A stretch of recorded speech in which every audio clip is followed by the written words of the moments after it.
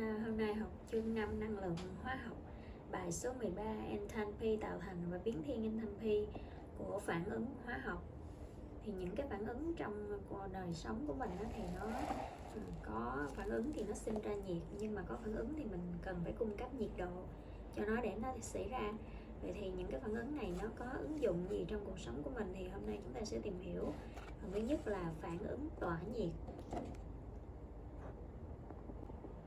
Những cái phản ứng mà nó tỏa nhiệt thì nó cũng được sử dụng nhiều trong cuộc sống. Ví dụ như là chúng ta thấy ở đây là một cái phản ứng nhiệt nhôm nè, người ta dùng để hàn đường ray vì cái nhiệt độ nó sinh ra rất là cao. Vậy thì những cái phản ứng tỏa nhiệt là nó sẽ giải phóng nhiệt năng ra môi trường ra môi trường xung quanh. Cho nên người ta định nghĩa phản ứng tỏa nhiệt là phản ứng hóa học trong đó có sự giải phóng nhiệt năng ra môi trường. Ví dụ như là phản ứng nhiệt nhôm. Còn phản ứng thu nhiệt là gì? Chúng ta qua phần số 2, phản ứng thu nhiệt. Thì những cái phản ứng thu nhiệt thì mình sẽ phải cung cấp năng lượng cho nó. Ví dụ như là mình nung đá vôi nếu như mình ngừng cung cấp thì phản ứng nó sẽ dừng lại vì nó không có nhiệt độ nữa, cho nên là nó sẽ dừng lại luôn. Vậy phản ứng thu nhiệt là gì? Là phản ứng hóa học trong đó có sự hấp thụ năng lượng nhiệt năng từ môi trường. Tức là ở đây mình phải cung cấp năng lượng cho nó, hấp thụ nhiệt năng từ môi trường.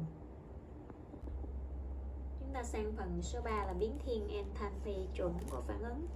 Thì biến thiên enthalpy chuẩn của phản ứng còn gọi là nhiệt cái phản ứng, được ký hiệu là delta RH. Delta RH thì có đơn vị là kilojoule hoặc là kilocalo. Thì biến thiên enthalpy của phản ứng là chỉ cái nhiệt tỏa ra hoặc là thu vào của một phản ứng trong cái quá trình áp suất không đổi, mình gọi là quá trình đẳng áp. Đo ở điều kiện chuẩn là áp suất 1:3 đối với chất khí, nồng độ là 1 mol trên lít đối với chất tan trong dung dịch, và nồng độ không đổi.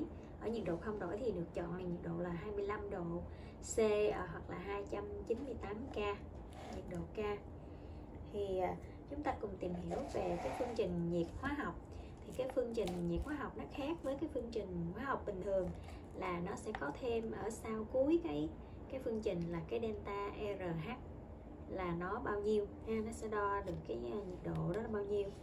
Thì mình sẽ căn cứ vào đó mình sẽ biết được cái phương trình đó là thu nhiệt hay là tỏa nhiệt. Và trong cái phương trình nhiệt hóa học thì nó cũng kèm theo cái trạng thái của chất đầu và sản phẩm. Và nó sẽ có hai loại nha. Thứ nhất là thu nhiệt thì delta RH này nó lớn hơn không. Và ví dụ như cái phản ứng này thì delta RH nó bằng 250 kJ lớn hơn không, thì phản ứng này là phản ứng thu nhiệt phản ứng CH4 cộng với nước nè, phản ứng thu nhiệt. Còn phản ứng ở dưới ví dụ 2 thì là delta H nó nhỏ hơn không, delta RH nó nhỏ hơn không, vậy phản ứng này là phản ứng tỏa nhiệt phản ứng tỏa nhiệt. Chúng ta tiếp qua phần số 4 là enthalpy tạo thành. Enthalpy tạo thành là gì? Là nhiệt kèm theo phản ứng tạo thành một mol chất đó từ các đơn chất bền nhất. Ví dụ như ở đây chúng ta tạo thành CO2 từ đơn chất bền nhất của C đó là graphite, và O2 là ở dạng khí. Thì chúng ta sẽ cho là hai cái đơn chất này nó dùng với nhau thu được CO2. Thì cái nhiệt lượng đo được trong cái phản ứng này nè thì mình sẽ gọi là enthalpy tạo thành. Ở đây nó là bằng cái đại lượng này đó, thì chúng ta thấy, và người ta ký hiệu là delta FH đơn vị cũng là kilojoule trên mol hoặc là kilocalo trên mol.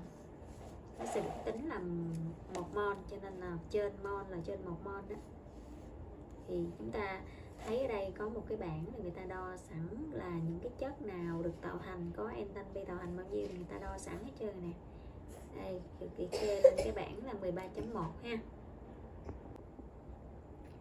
Giờ chúng ta qua phần số 5 là ý nghĩa của dấu và giá trị của delta RH chuẩn. Thì ở đây chúng ta căn cứ vào delta RH chuẩn của cái phản ứng đó, của phương trình đó, thì mình sẽ biết được cái phản ứng đó dễ xảy ra hay không.